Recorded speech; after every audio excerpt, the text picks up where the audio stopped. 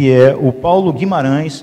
Paulo Guimarães é secretário de Mobilidade Urbana de São José dos Campos, engenheiro civil, pós-graduado em Engenharia de Custos, especialista em gestão e normatização de trânsito e tem MBA em Mobilidade Urbana. Possui mais de 20 anos de experiência no setor público e em projetos relacionados à mobilidade urbana e segurança no trânsito, atuando na gestão de equipes operacionais e de alto desempenho, servindo de carreira. Ele é um servidor de carreira da Prefeitura de São José dos Campos, já atuou como diretor técnico do Observatório Nacional de Segurança Viária e atualmente exerce a função de secretário municipal de Mobilidade Urbana e é membro da Câmara Temática de Educação e Saúde para o Trânsito do Conselho Nacional de Trânsito.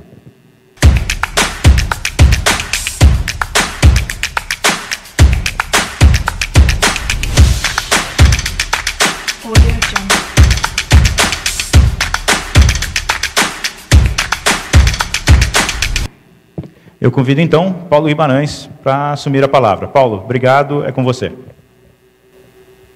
Olá, muito boa tarde a todos. É um prazer estar aqui nesse grande evento, nesse novo modelo de evento que a gente tem praticado e que a gente, primeiro, estranha um pouco, de não ter aquele público próximo, da gente estar aí em contato com as pessoas, mas, por outro lado, eu fico muito feliz porque a gente está conseguindo realmente superar essa fase e dar mais abrangência. Eu acho que eventos dessa natureza estão dando muita abrangência, muita voz para as pessoas, e queria, desde já, parabenizar aí o Instituto Voz, a Jovem Pan, todos os parceiros que estão viabilizando esse evento. Eu fui convidado para falar um pouco sobre cidades, cidades mais seguras, inclusivas e sustentáveis. E acho que esse é o grande tema da educação transformadora. Toda cidade, ela tem, e eu costumo dizer que a evolução da cidade tem muito a ver com infraestrutura e com comportamento. A gente tem aí a cidade em si, o território, o que forma a cidade, mas, acima de tudo, a gente tem as pessoas que vivem nessa cidade. E eu acho que o elemento importante de uma cidade é a população dessa cidade, as pessoas que vivem nessa cidade. Então, nesse sentido, eu vou contar um pouco da história do surgimento das cidades, para a gente entender um pouco essa evolução, o momento que a gente está, e aquilo que a gente tem de perspectiva de um futuro próximo, muito próximo, relacionado às cidades, e que tem tudo a ver com o tema aí do evento de hoje, do congresso de hoje. Então, como é que surgiram as cidades? Lá no período pré-histórico, a gente não tinha um conceito de cidade, não existia nem o conceito de vila. O homem, ele tinha características de nômade, então ele circulava pelo mundo, era muito pouca gente que existia nessa época. O ser humano era uma parcela bem pequena, se a gente considerar todos os seres vivos da face da Terra, e o ser humano ele vivia em pequenos grupos, pouquinha gente andando atrás de água e de alimento. Então foi assim que começou a nossa organização como sociedade. A gente saiu daquele indivíduo solitário e começou a se juntar em pequenos grupos de pessoas e ficar andando atrás aí de água e de alimento. Isso foi o que gerou aí os primeiros aglomerados. E à medida que a inteligência humana foi evoluindo, as pessoas foram criando tecnologias, e lá atrás, a Idade da Pedra, a pedra lascada, as ferramentas do ser humano foram surgindo, tudo isso tem a ver com tecnologia. Tecnologia não é só o eletrônico, o virtual, tecnologia é tudo aquilo que a gente tem como ferramenta para melhorar o ser humano, para melhorar a convivência humana.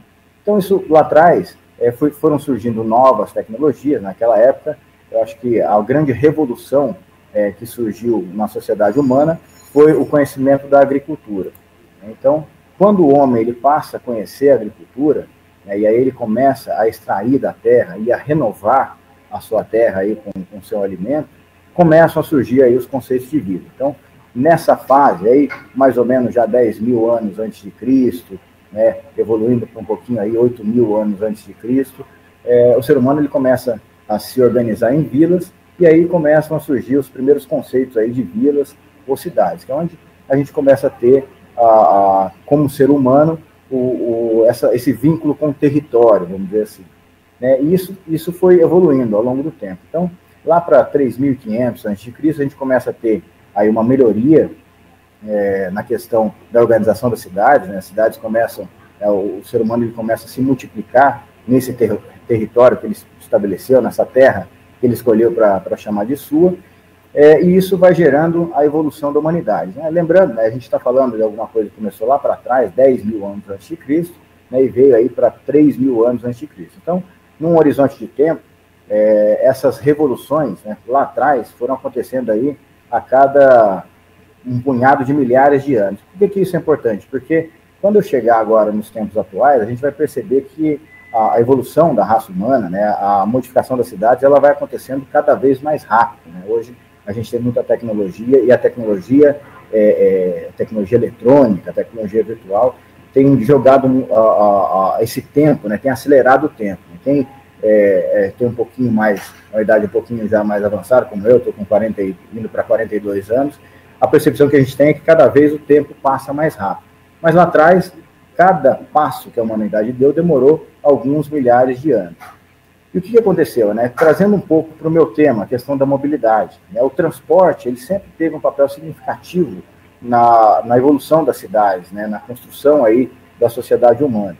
Lá atrás, quando a sociedade começou a se organizar e começou aí a desenvolver os seus conglomerados urbanos, Roma teve um papel muito diferenciado na história humana, porque Roma conseguiu, foi a primeira cidade, e ela evoluiu muito quando ela trouxe essa tecnologia, que era chamado os aquedutos. Né? Roma construiu aí 11 grandes aquedutos, que estão lá até hoje, né, para a gente que quer visitar uma parte histórica da nossa humanidade. Roma conseguiu, com a construção dos aquedutos, criar o primeiro grande sistema, né, o grande sistema de transporte, que é o transporte de carga, na verdade, o transporte de água. Né? Então, isso determinou também aí uma evolução muito grande e o domínio de Roma na época da Roma Antiga, enfim. Então, o transporte, né, o transporte de mercadorias, o transporte de água, teve esse papel fundamental. Nessa fase, começaram a acontecer as guerras, né, entre os povos. E aí o conceito de território, Roma também se destacou por conta disso, a parte de proteção da cidade, né, as estruturas da cidade começaram a se desenvolver bastante. Então, as muralhas, a definição de estruturas para armazenamento de comida, armazenamento de armamento, né, tudo isso começou a fazer parte aí de uma organização das cidades. E, a partir disso, começou-se a enxergar a necessidade de organizar as cidades. Foi daí que a gente começa a ter acesso, o surgimento dos sistemas políticos, né, a cobrança de impostos, enfim, a determinação das regras.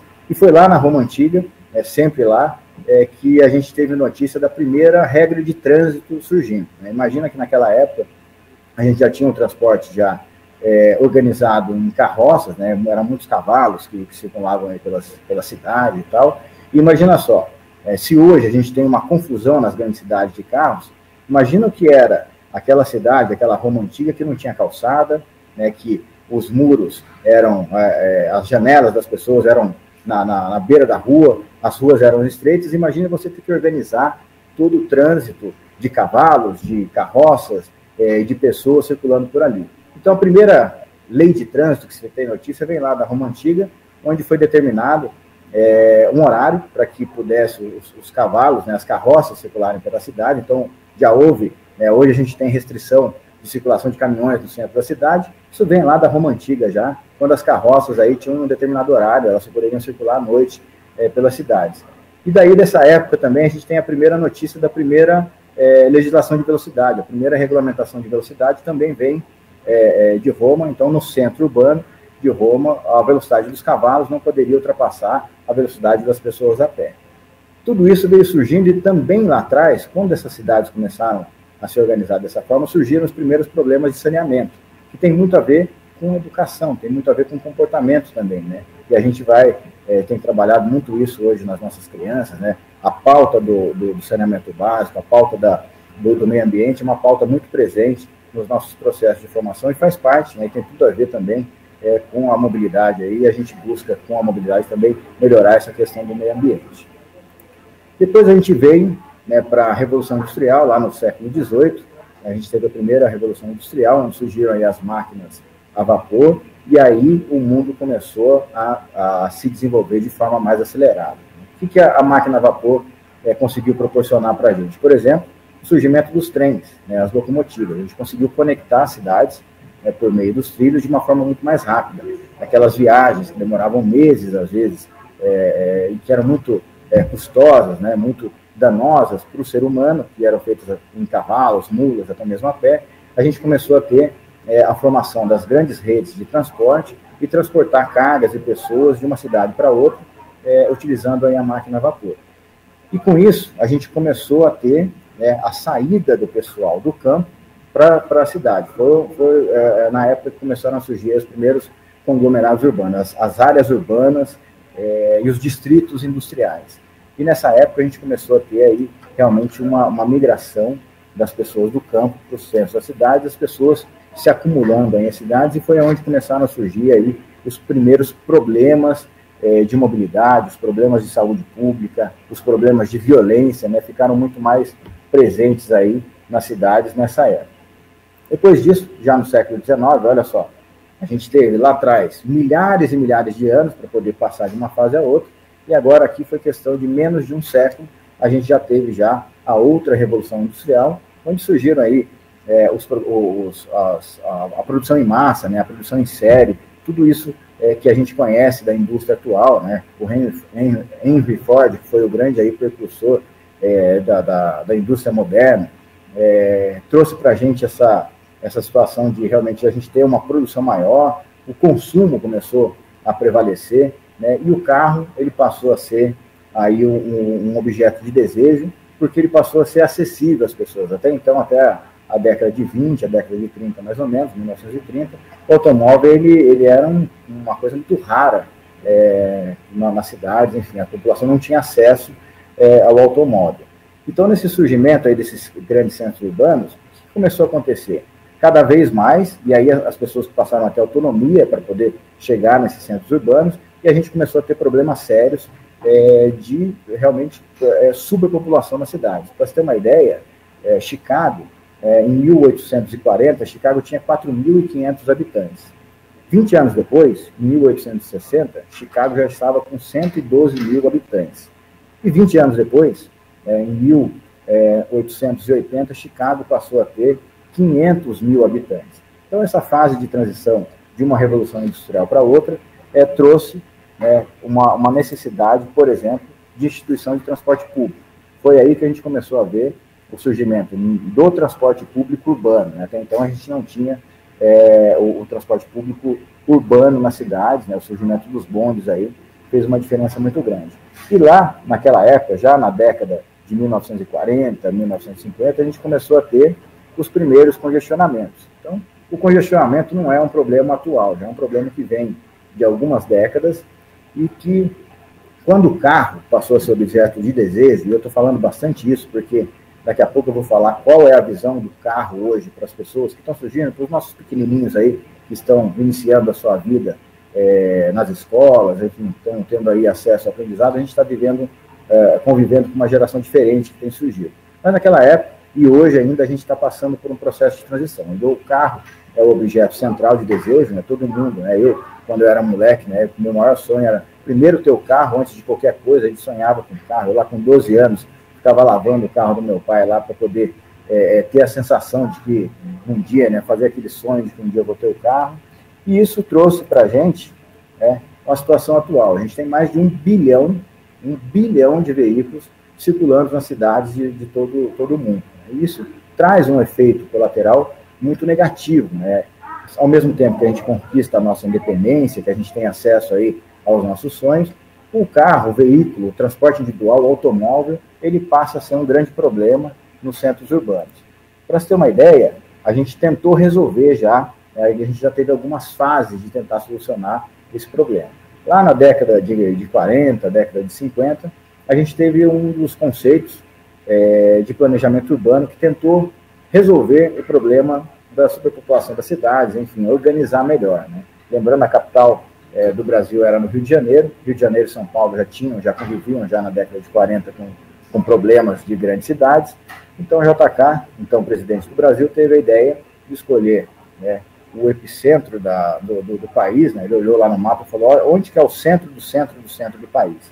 É aqui, né? Estabeleceu que ali seria a capital do país e trouxe aí o Lúcio Costa como o urbanista idealizador de Brasília, né? o Oscar Niemeyer como o cara que cuidava das estruturas, né, deixou Brasília muito bonita. Brasília realmente é uma cidade muito linda, mas que foi, né, e na nossa avaliação de hoje, dos urbanistas, das pessoas que trabalham com mobilidade e urbanismo, a gente tem um problema muito sério em Brasília. Quem conhece Brasília é uma cidade maravilhosa, ela é linda, né, do ponto de vista arquitetônico, do ponto de vista de construção civil, mas quem não tem carro em Brasília hoje está lascado, né? Brasília tem muitos trechos que não tem nem calçada, porque foi um conceito de planejamento urbano setorizado. Então você tem lá, e Brasília é muito interessante, né? Você tem o nome das ruas, são letras, são siglas, são uma numeração. Então, para aquela época, enxergava-se o planejamento urbano setorizado como a solução dos problemas. Então, você tem lá em Brasília o setor residencial, você tem o setor produtivo, você tem o setor hoteleiro, você tem o setor de administração pública, e é um grande problema, porque Brasília tentou setorizar, né, o planejamento de Brasília tentou setorizar, e hoje a gente tem resultados, né, esse é o resultado aí da cidade de Brasília, e quem foi para Brasília recentemente, né, eu estive lá há pouco tempo atrás, cada vez mais Brasília impressiona negativamente pela ocupação que a gente tem dos canteiros centrais, como estacionamento. Não existe vaga de estacionamento hoje em Brasília, e aí o transporte público também não é estruturado, está passando por um processo de estruturação, eles estão correndo atrás do prejuízo agora, mas aquele planejamento urbano lá de trás também não se mostrou muito efetivo. A gente tem um outro exemplo de urbanização, que é a urbanização de Curitiba. Curitiba fez uma escolha diferente, né, um pouquinho depois de Brasília, né, o plano diretor de Curitiba é de 1966, e ele é um plano muito legal, ele vigorou, né, como sendo um excelente plano diretor, né, um excelente conceito de urbanização até agora recentemente, mas a gente já passa por discussões com relação ao plano de Curitiba. Ele ainda é muito moderno, é uma das melhores cidades mais planejadas, mais bem planejadas do Brasil, né.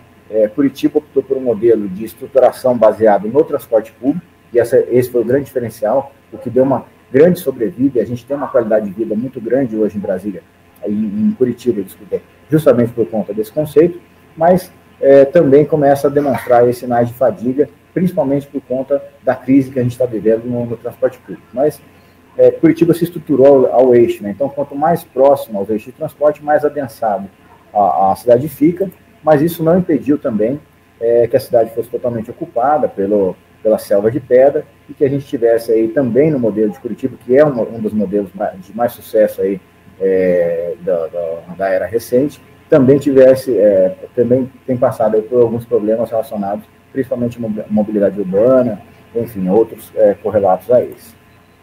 O que acontece hoje? Nas cidades médias, né, cidades aí de 1 milhão de habitantes, até 2 milhões de habitantes, 80% do tráfego de veículos ocorre em 10% das vias. Então, a gente faz toda uma estruturação do sistema viário, mas o tráfego urbano acontece somente nas vias principais. Por quê? Pelo próprio modelo de urbanização que a gente tem, né? Hoje a gente tem trabalhado um novo conceito, que é uma evolução do conceito de Curitiba, e que a gente tem tentado desenvolver nas cidades as centralidades. Qual que é a ideia? As cidades, principalmente as cidades médias, né, são muito grandes, né? A gente tem hoje um conceito de que as cidades não deveriam ter mais que 500 mil habitantes. Muitas delas já passaram disso, né? São José dos Campos é um exemplo disso, não dá mais para voltar atrás, tem como tirar a gente da cidade. Então, o que a gente tenta desenvolver em cidades médias, cidades como São José dos Campos, né? A gente está aí se aproximando de 800 mil habitantes. Com os planos diretores e a legislação urbanística, a lei de zoneamento, tentar direcionar e incentivar a criação de centralidades. O que é isso? É que cada bairro se transforme numa pequena cidade. Hoje, a grande solução para a mobilidade é a não mobilidade, ou seja, a gente conseguir reduzir. A gente tem transporte público, veículo leve sobre pneus, vários projetos acontecendo, mas reduzir a necessidade de mobilidade é uma das melhores ações para que a gente possa melhorar a convivência, melhorar a mobilidade nas cidades. E a pandemia, né, a pandemia é uma tragédia que aconteceu no mundo inteiro, mas ela também tem o seu lado positivo quando a gente olha para o reaprendizado. Né, e aí, de novo, eu puxo a sardinha para a questão do comportamento e para aquilo que a gente está vivendo e se adaptando hoje, né? Imagina só um evento como esse, a última informação que eu tive, a gente estava com mais de 1.500 inscritos, imagina 1.500 pessoas se deslocando para o Parque Tecnológico para assistir essa palestra, e hoje está todo mundo no seu local, né, na sua casa, no seu local de trabalho, e a gente economizou, no mínimo, 3 mil viagens para esse evento de hoje, né? As 1.500 viagens de ida e as 1.500 viagens de volta. Então, é um novo é o novo normal, é a nova situação, é a nova era que a gente está vivendo, que a gente está aprendendo a conviver. Quando os carros usam o sistema viário, quando a gente tira o carro de casa e coloca ele para circular na via, 97% do tempo ele permanece estacionado. E 3% do tempo que ele passa circulando, ele está transportando menos de 2 pessoas. Né? Se a gente parar e olhar os carros que estão passando na rua, a gente vai ver que é 1, 2, 3, 5 pessoas. Na média, 1,2 pessoas são transportadas nos automóveis hoje em dia. Isso gera uma demanda altíssima por estacionamento, que é um espaço, né, esse espaço, imagina essa imagem, né, esse grande estacionamento nos Estados Unidos, né, mas imagina esse espaço sem, em vez de um estacionamento, ele fosse uma praça e as pessoas estivessem convivendo nesse espaço. Então, realmente, a gente precisa olhar para a mobilidade de novo, né, e a gente tem feito isso constantemente, para poder tentar, aos poucos, mudando culturalmente as cidades, para poder ter uma melhoria e um benefício para a sociedade, que lá no futuro, né? Para a gente talvez não, mas para os nossos filhos, para os nossos netos. Um levantamento que foi feito nos Estados Unidos, os Estados Unidos têm 500 milhões de vagas de estacionamento. Isso corresponde a 30% da área urbanizada do Brasil. Então, imagina só, é como pegar toda a área urbanizada do Brasil, pegar 1/3 e destinar para o estacionamento dos Estados Unidos. Então, realmente é uma demanda muito forte que a gente tem, é um efeito colateral muito forte que a gente tem daquela década de 30, da década de 40, onde o carro passou a ser muito acessível para a gente. Hoje, no estado de São Paulo, 31 pessoas morrem diariamente por doenças respiratórias, né? Efeitos correlatos aí da poluição, não só dos carros, mas o carro, o automóvel, o caminhão, ele tem uma contribuição muito grande. Pensa bem, mata mais, 2 vezes mais que acidente de trânsito, mata 5 vezes mais que o câncer e 6,5 vezes mais que a AIDS. Realmente é um problema que precisa ser combatido. É um grande nó que a gente precisa resolver e a gente tem perspectiva de resolver isso. O que está caminhando? Qual que é a tendência para essa que a gente chama de regeneração global, né? O que as pessoas têm discutido, o que está acontecendo agora no nosso dia a dia, que vai mudar e vai ajudar a mudar e reverter esse quadro. Primeiro que a gente tem algumas lições para aprender com a mobilidade, né? Então lá atrás a gente veio, né, eu fiz um pouco desse histórico já, e a gente chega numa situação em que a gente tem muita dificuldade de investimento em infraestrutura. Então, antigamente era fácil para eu poder abrir uma via na cidade, né? A cidade tinha várias fazendas, um núcleo urbano pequenininho, então a gente vai criando um sistema viário, cortando fazendas. Hoje em dia, para poder criar uma via nova, numa área urbana, tem que fazer uma grande desapropriação, é muito custoso, tem que derrubar prédio, tem que derrubar casa. Então, hoje em dia, é muito difícil a gente evoluir com a infraestrutura. A gente tem feito bastante isso nas cidades, principalmente cidades médias. Cidade grande já se tornou praticamente inviável a gente fazer alteração de infraestrutura, mas a gente ainda tem uma chance muito grande de mudar comportamento. Então, a gente tem investimento em infraestrutura, mas o comportamento das pessoas, o dia a dia das pessoas é algo que está ainda acessível para nós.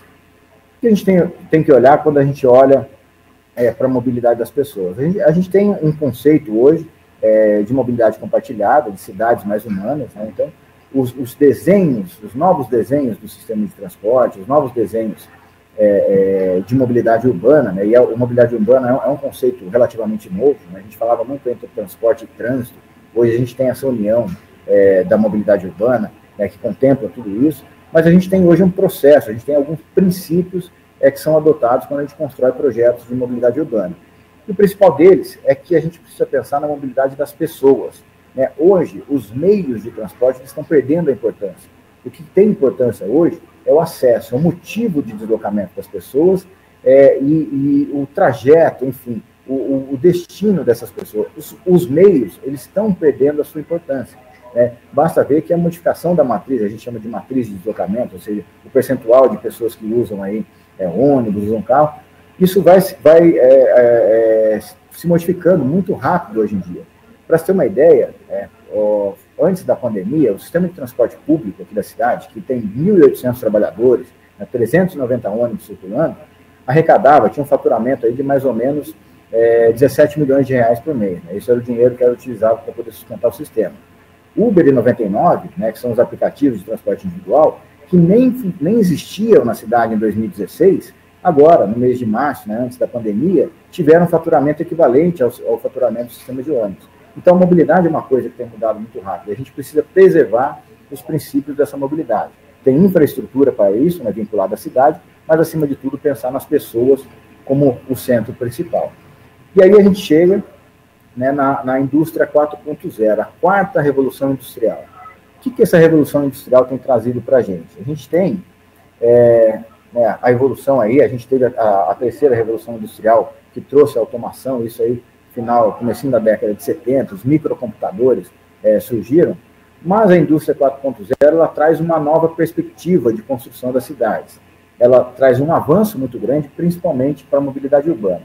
O que contempla a indústria 4.0? Né? A gente tem realidade aumentada, então a gente consegue simular as situações que acontecem no dia a dia. A gente tem Big Data, né, que são aquela grande troca de informações. Hoje faz o teste, né? O que é um exemplo de Big Data aplicado ao dia a dia do cidadão? Pega o seu celular, não precisa ele nem está ligado, deixa ele do seu lado, né, funcionando, e fica falando alguma coisa para ele. Por exemplo, tênis, eu quero comprar um tênis, eu quero viajar para algum lugar. Você vai ver que você vai abrir o seu computador, mas daqui um tempinho você vai ver que vai começar a surgir um anúncio de tênis ou de viagem para você, porque está tudo sendo integrado, né? E para isso a gente precisa de segurança da informação. Então é um outro grande conceito da indústria 4.0. Os robôs autônomos, as simulações, tudo isso, né, a manufatura aditiva, né, as impressões 3D, tudo isso vem na indústria 4.0, né, que está trazendo uma transformação física, digital e biológica para a gente. Hoje, por uma questão de tecnologia, a gente já poderia, por exemplo, ter as pessoas nascendo já chipadas, né, com o seu RG já presente dentro do seu próprio corpo, né? Os implantes tecnológicos já são uma realidade. Então, essa revolução tem trazido para a gente novos materiais, né? A gente consegue, por exemplo, hoje construir estradas que recarregam veículos elétricos com energia solar, estradas que são autodrenantes, né, com pavimento autodrenante, estradas que são pré-moldadas, que são pré-formatadas, que a gente consegue construir como se fossem blocos de Lego. Tudo isso tem trazido conexão. Então, novos materiais, novas tecnologias, a internet, né, a gente tem aí um 5G chegando, que vai ser uma outra grande revolução com relação principalmente a internet das coisas, e a gente chega, né, nessa finalidade, né, de usar o meio de transporte para fim de acesso. Né? O transporte, o meio de transporte, ele passa a ser algo secundário. E como é que isso vai acontecer? A gente tem migrado, e a questão dos veículos autônomos também tem sido uma evolução muito rápida, né? A gente já tem experiências já concretas de veículos autônomos acontecendo na cidade, e a gente começa a ter, por exemplo, o transporte de carga, né, sendo feito por drones. Aqui em São José, né, lá no bairro Aquários, a gente já tem um prédio sendo construído, já com a previsão de ter como se fosse um aeroporto, sei lá como é que é, um drone-porto, né, preparado para receber encomendas de pequeno porte. Então, o iFood, para esse prédio, daqui a 2, 3 anos, quando ele estiver construído, vai chegar pelo heliponto lá do drone, não vai chegar mais pelo porteiro lá, que a gente vai ter que buscar lá embaixo. Então, tudo isso está acontecendo. Os carros autônomos, eles estão aí, né? Veículos de transporte já estão sendo testados de forma autônoma, aí, um veículo chinês de grande capacidade, também autônomo, já funcionando. E a gente chega, agora já caminhando para o final aí da minha exposição, no transporte como serviço. Né? Então, hoje, né, o conceito mais atual de mobilidade urbana, de transporte público nos projetos, é o que a gente chama de MaaS, Mobility as a Service, ou mobilidade como serviço, né, que tem 3 princípios, né, 3 conceitos principais. Sistemas limpos e compartilhados, sistemas autônomos, e o Seamless Mobility, que é você ter a mobilidade sem nós, né, a mobilidade que você usa vários meios de transporte de forma fluida, de forma conectada. Isso tem muito a ver com a nossa geração alfa. A gente passou por várias gerações, e a geração alfa, né, que é o grande desafio aí do momento para os educadores, essa é a geração de consumo, é a próxima geração de consumo. E o que ela traz de característica? Hiperconexão, é uma geração que está o tempo todo conectada, engajamento, né, qualquer coisa, e aí por conta dessa hiperconexão, né, um caso como o Floyd, por exemplo, lá nos Estados Unidos, né, que foi aquele cidadão negro que morreu lá, assassinado pela polícia, isso ganha uma comoção internacional, uma comoção mundial. Então o engajamento é muito grande nessa nova geração que a gente está trabalhando. A parte de inclusão, essa troca de informações constantes, gera uma sociedade mais inclusiva, e o compartilhamento também é uma questão aí que está muito presente nessa nova sociedade.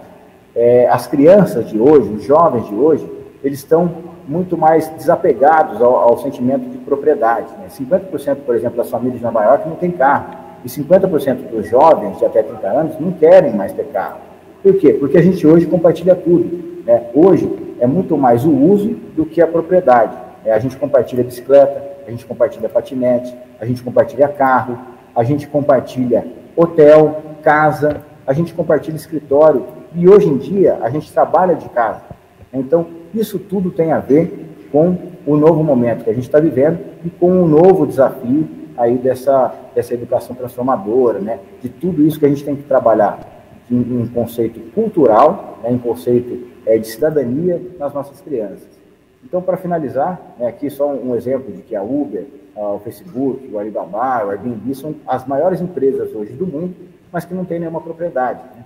E, para finalizar, o último slide, eu acho que o grande desafio, né, na minha opinião, né, olhando tudo isso que aconteceu na mobilidade, tudo isso que ainda tem por acontecer, que o grande desafio da educação transformadora é, primeiro, a gente ter métodos e tecnologias de aprendizagem adaptativas, né? Digo isso porque a gente está vivendo agora, eu tenho 2 filhos em casa, eu tenho um menino de 11, uma menina de 13, e eu tenho visto aí o exercício que os professores estão fazendo para tentar fazer chegar ao conhecimento, fazer com que eles aproveitem o conteúdo que precisa ser passado para poder finalizar o ano com o mínimo de absorção de conteúdo. Então, esse é um dos grandes desafios, a gente olhar para essa geração alfa e modificar o nosso processo de aprendizagem, a nossa tecnologia de aprendizagem, para que eles possam realmente absorver conteúdo, e para isso, né, e com isso, aprimorar os conceitos de cidadania e de empreendedorismo, né? A gente melhorar a relação entre a nossa sociedade, a relação entre as pessoas que compõem a nossa sociedade,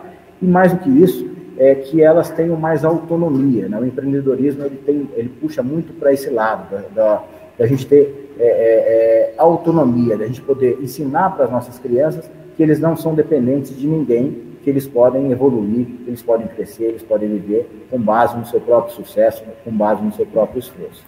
Era isso que eu queria passar. Muito obrigado e parabéns de novo pelo evento. Estou ansioso para ver as palestras de crise agora. Secretário Paulo Guimarães, muito obrigado pela sua palestra.